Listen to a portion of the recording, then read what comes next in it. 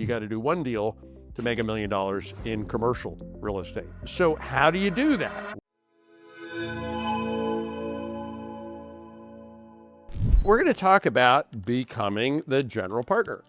And what does that mean, right? The difference between the limited partner and the general partner.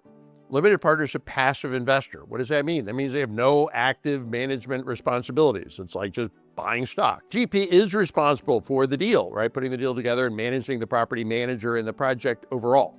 The LP just gets passive income, right? The GP gets both passive income and active income, right? They get all those big fees. The LP gets a quarterly report on the status, right? The GP creates the quarterly report about the status. The LP is always looking for the next sponsor with a deal to invest in when this deal's done. And the GP is always looking for another property to invest in.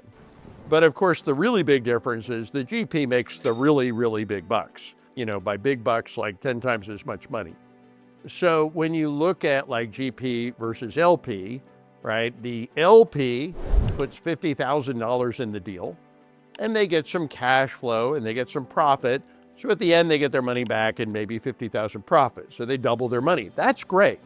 Well, the GP maybe also can be an LP, but they get acquisition fees, they get cash flow, asset management fees, profit share, at the end, etc. That's the override at the end. You add up what the GP makes on the same deal, they make $1 million on the deal. You know, and that's why we keep saying one deal makes you a millionaire in commercial real estate. I've been doing residential real estate for a lot of years. You got to flip a lot of houses to make $1 million in residential real estate. You got to do one deal to make $1 million in commercial real estate, which is obviously why the GP makes the big bucks and probably why you're all sitting here and interested in this thing called commercial real estate. Okay, so how do you do that? Well, we've spent a lot of time, and we're just halfway through, right, talking about how to do this. You know, yesterday I broke it down into the 15 steps, and then we've had different speakers come in and dive deep into some of the different 15 steps. But you know, these steps can also create barriers to entry.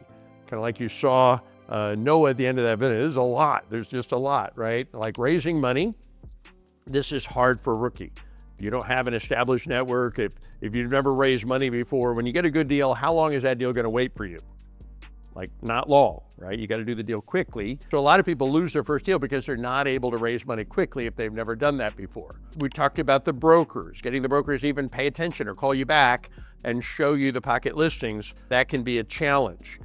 Not everybody wants to be an asset manager. Somebody on the team has to be an asset manager. Underwriting is maybe the most complicated thing. And I got to tell you, some people, you couldn't pay them to be underwriters. Other people want to be underwriters, right? The team has to have an underwriter. It's a critical part of the function, but it's not for everybody. And I get that. You know, getting a loan, somebody on the team has to have the balance sheet to qualify for the multi-million-dollar loan, right? Either that's you or somebody you bring in, but the team has to have that. Pitching a deal is another one of those funny things. Sometimes we do these big events with like a couple thousand people, and here's something you probably don't know. You know, when you have one of these like 2,000 person events, there are people that will pay up to $15,000 just to be able to stand in front of a room and give a 5-minute presentation. That's like what it goes for, right? And there's so many people that'll literally pay $15,000 to speak to an audience for 5 minutes, right? Now there's other people, a lot of people, where you could not pay them $15,000 to stand in front of 2,000 people, right? And give a presentation, even for 5 minutes. But somebody at the end of the day has to be giving the presentation. It doesn't have to be you, but it has to be somebody on the team. Tools can be very expensive. We talked about that for commercial. That can be a barrier to entry. Having a power team, that's another thing, just like raising money. If you've never done it before, having the team able to do the due diligence and the time you're going to have can be a big challenge. And obviously mastering all of these skills all at once is nearly impossible. And honestly, that's why very few people ever successfully become commercial real estate investors. So when you put all of these things together, you know, it's very easy to think of the 15 steps as being barriers, right? All these barriers. So the goal, obviously, to become a general partner is to figure out how to overcome all of the barriers to entry, right? The money, access to the deals, the tools, underwriting, the balance sheet, the power team, etc. And that's what you have to do to reach escape velocity. So this is an expression I use, reach escape velocity. I'm a big fan of rocket ships. I'm a big fan of SpaceX. They're building a rocket ship called the Starship. Who knows about the Starship? Okay, we got some Starship followers in the room. It's the biggest rocket that's ever been built and the most powerful rocket that's ever been built. And here's the thing about NASA. NASA built this thing called Artemis, and the Saturn V up until now is the biggest rocket ever made. That's the one that took us to the moon. And when they built the Artemis, so like the Saturn V is, I think, 375 feet big, tall. And when they built the Artemis rocket, they built it like 370 feet tall. And it's like the guys in NASA, they do not understand marketing. If they just added a few more feet, they could have called it the biggest rocket ever made, which counts for something.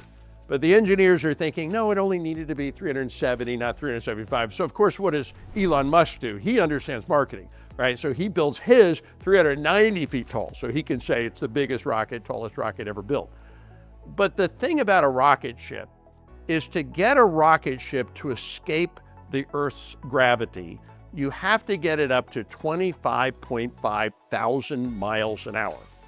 And the way you get it to go up is with rocket engines. And a rocket engine is a controlled explosion. You're literally trying to control an explosion, okay?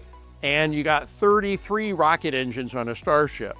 So you're trying to get the biggest man-made thing ever created to go 25.5 thousand miles an hour using controlled explosions without exploding.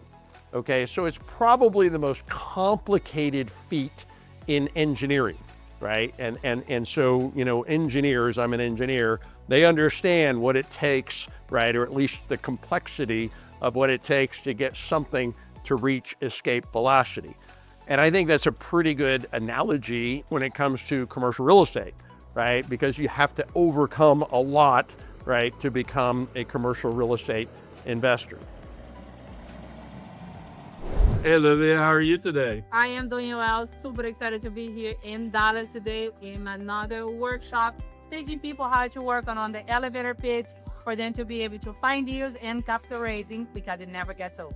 Yeah, I was awesome. Like going through some of these elevator pitches with people today and little tweaks here and there. And it went from like messy all over the place to like smooth, clear, concise. And now they're ready to go. Now they're going to be raising capital. And Mike is super excited. And you get to do what? Fire? Their boss. We're ready to fire your boss. When Mike tried to steal my code, that's what happened. Translate. So of course we're here rehearsing, making sure all the W-2s learn all the skills that they need for them to be able to fire their boss before they get fired. There you go. All right, guys. If you want to hear more, contact us, DM us. We're here.